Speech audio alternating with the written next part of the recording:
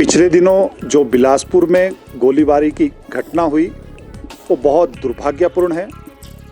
उस गोलीबारी की घटना में पूर्व विधायक बम्बर ठाकुर घायल हुए हैं। मैं शीघ्र उनके स्वास्थ्य की कामना करता हूं। लेकिन ये भी कटु सत्य है कि बिलासपुर में 4 बार गोलीकांड हुआ और जैसा आपने मेरे से पूछा कि वो मेरे नाम का जिक्र कर रहे हैं, तो 4 बार गोलीकांड हुआ और चारों बार बम्बर ठाकुर का प्रत्यक्ष और अप्रत्यक्ष इन चारों घटनाओं में लिंक रहा।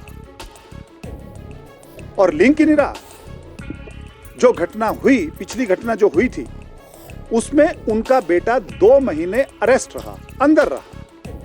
और बिलासपुर पुलिस ने, तत्कालीन एसपी ने एक स्टेटमेंट जारी की और जिसमें कहा कि इस पूरी घटना का मास्टरमाइंड उनका बेटा है।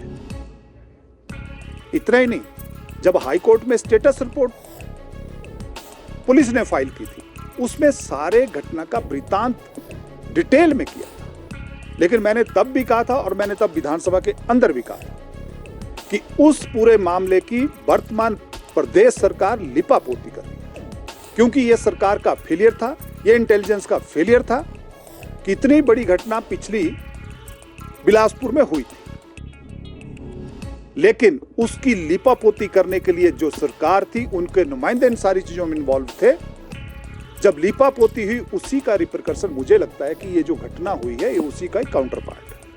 और ये बड़ा दुर्भाग्यपूर्ण है कि बिलासपुर में, मैंने अभी धर्मशाला की जो विधानसभा हुई थी, मैंने कहा था कि बिलासपुर में चिट्टा माफिया पूरे तरीके से हावी है, बिलासपुर में खनन माफिया हावी है, बिलासपुर में ठेकेदारी माफिया हावी है।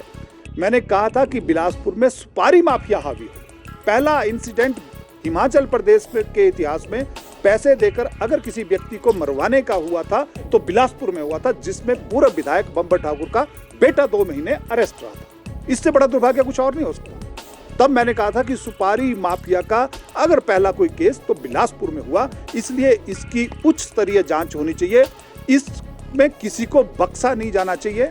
लेकिन प्रदेश सरकार की लिपापोती, प्रदेश सरकार का डुलमल रवैया, जो मेन अक्यूज थे उनको बचाने का काम इस सरकार ने किया था। मुझे लगता है अभी जांच एजेंसियां काम कर रही हैं। ये जो अभी इंसिडेंट हुआ है, जांच एजेंसियां काम कर रही हैं। जैसे जैसे जांच आगे बढ़ेगी, मेन शूटर अरेस्ट होंगे तो सारी परतें खुलेंगी।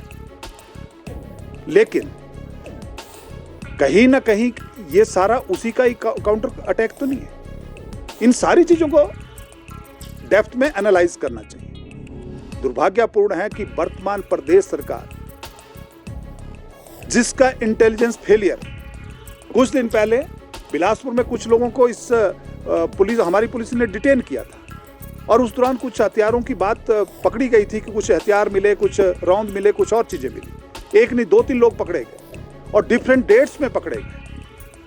लेकिन बावजूद उसके प्रदेश सरकार को अगर ऐसी छोटी मोटी भनक थी तो हमारा इंटेलिजेंस विंग क्या कर रहा था, हमारी सीआईडी क्या कर रही थी, प्रदेश सरकार कर क्या रही थी? अगर पहले पता था तो इन लोगों ने किया क्या? क्यों नहीं ये अरेस्ट हुए? क्योंकि प्रदेश सरकार जो है केवल अपने जो है इंटरनल मामले हैं उनमें लगी है। पुलिस हम लोगों की, जो बीजेपी के विधायक हैं, उनकी जांच कर रही है, उनकी सीआईडी कर रही है। पुलिस समोसे में उलझी है, पुलिस जंगली मुर्गे में उलझी है। तो आम जनता का क्या होगा?